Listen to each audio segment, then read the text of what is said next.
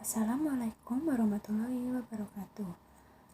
Perkenalkan, nama saya Mardika Wulansari dari Prodi Sistem Informasi dengan NIM 0448271134. Pertama-tama saya mengucapkan terima kasih karena telah meluangkan waktu untuk menonton video saya tentang COVID-19. Baik, pertama-tama saya menjelaskan apa itu COVID-19. COVID-19 atau dikenal juga sebagai coronavirus merupakan keluarga besar virus yang bisa menyebabkan penyakit pada manusia atau hewan. Biasanya pada manusia, penyakit ini menyebabkan infeksi saluran pernafasan, mulai dari flu biasa hingga penyakit serius seperti MERS atau sindrom pernapasan akut berat atau disebut juga SARS. Dan coronavirus ini ditemukan pada akhir Desember tahun 2019 di daerah China dan sekarang sudah menyebar di seluruh dunia. Oke. Dan sebenarnya coronavirus ini termasuk dari kejadian yang luar biasa. Oleh karena itu kita harus kayak semacam waspada lah ya. Maka dari itu saya di sini memberikan edukasi sedikit tentang coronavirus. Oke. Lalu, bagaimana cara penyebaran COVID-19? Virus, seperti yang kita tahu, virus itu sendiri bisa menyebar melalui mulut dan hidung orang yang terinfeksi melalui partikel-partikel cairan kecil ketika orang tersebut batuk, bersin, bicara, bernyanyi, atau bernapas. Partikel ini biasanya disebut droplet. Biasanya jauh lebih besar daripada saluran pernafasan yang ada, dan tapi dia bentuknya itu aerosol gitu loh, jadi kayak lebih kecil gitu, dan kamu itu bisa tertular saat menghirup udara yang mengandung virus tersebut jika Anda berada di dekat orang yang terinfeksi COVID-19. Anda juga bisa tertular jika cairan ini masuk ke dalam mata, hidung, atau mulut setelah menyentuh permukaan benda yang terkena dari atau terkontaminasi dengan droplet ini. Virus ini jauh lebih mudah menyebar di dalam ruangan atau di tempat ramai. Lalu, apa sih gejala awal dari COVID-19? Oke, gejala awal dari COVID-19, atau nggak usah gejala awal ya, kita langsung jelaskan aja gejala COVID-19 ini apa sebenarnya. Gejala COVID-19 hampir mirip kayak gejala influenza, tapi tolong di note, jangan bilang kalau COVID-19 ini mirip kayak influenza. Dia kayak semacam influenza tapi kayak taraf lebih parah gitu loh. Nah, COVID-19 ini bisa menyebabkan seperti gejala ringan kayak pilek, sakit tenggorokan, batuk, demam, dan sebenarnya sih 80% dari kasus itu bisa sembuh sendiri. Cuman permasalahannya di sini 1 dari 6 orang mungkin akan menderita sakit yang cukup parah disertai pneumonia atau kesulitan bernafas, dan biasanya itu kayak muncul bertahap gitu.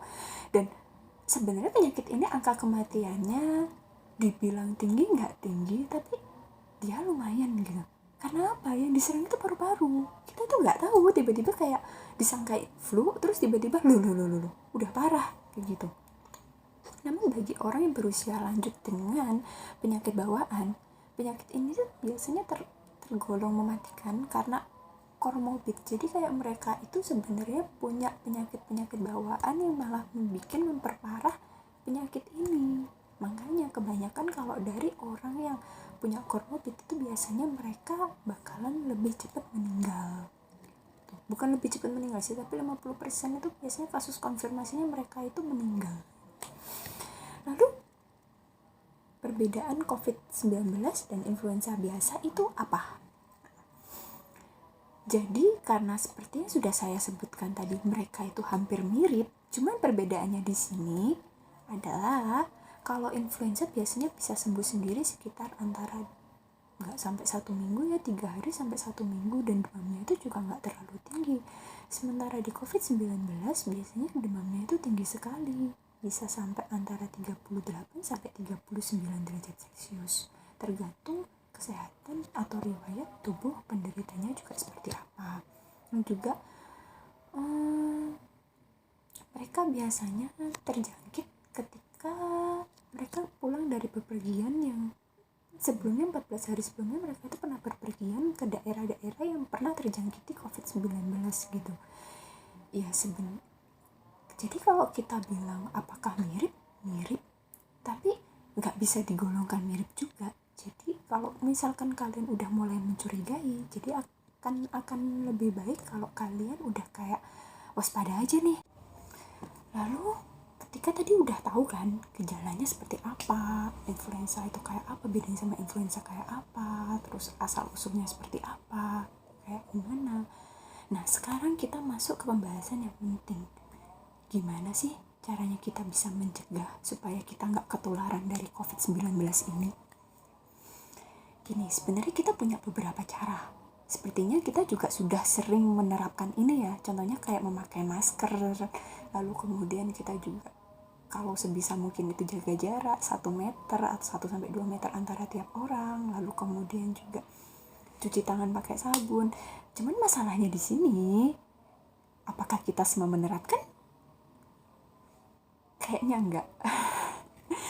Ya itu balik lagi ke pribadi masing-masing sih sebenarnya, apakah kita mau menerapkan atau enggak. Cuman di sini saya ingin menjelaskan aja gimana caranya. Seperti yang sudah kita tahu, yang pertama pakai masker.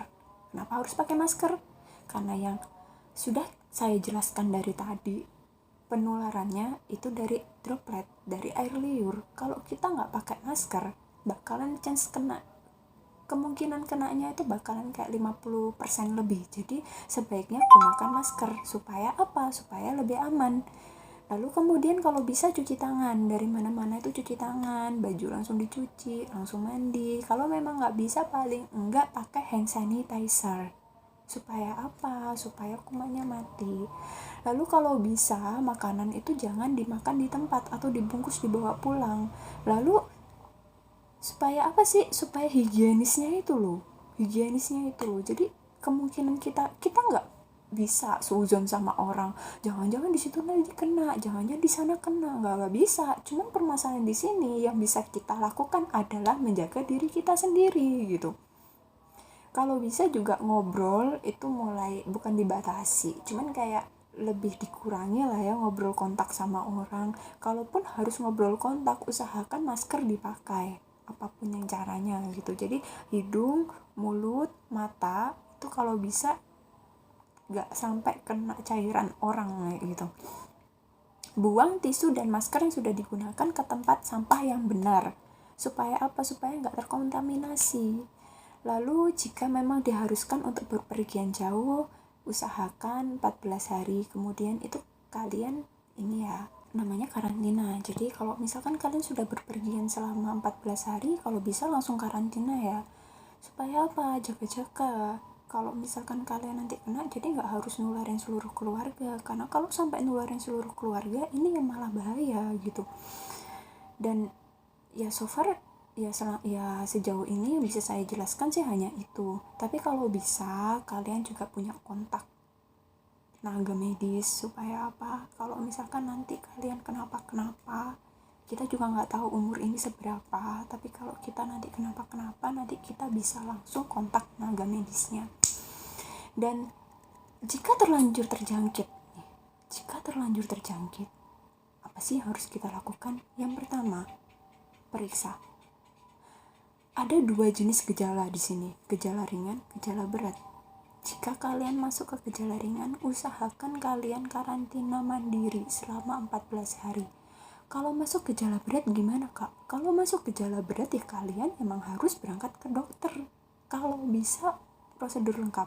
Dan tolong usahakan jangan berangkat ke dokter kalau kalian sudah parah. Karena kapasitas rumah sakit itu sekarang terbatas gitu. Jadi gak semua rumah sakit itu bisa menampung semua orang yang ada di Indonesia gitu, susah gitu. Jadi usahakan kalau memang sudah ngerasa kayak gak kuat dan ini udah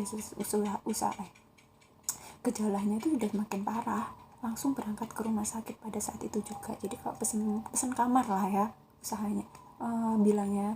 Dan memang agak serem tapi pasti sembuh kok, insya Allah sembuh kalau kalian penanganannya cepat gitu. Dan kalau bisa diusahakan jangan kemana-mana dulu sampai situasi kondusif. Baik, itu tadi soal COVID-19 yang sudah saya jelaskan, yang bisa saya sampaikan. Semoga informasi yang saya berikan bermanfaat.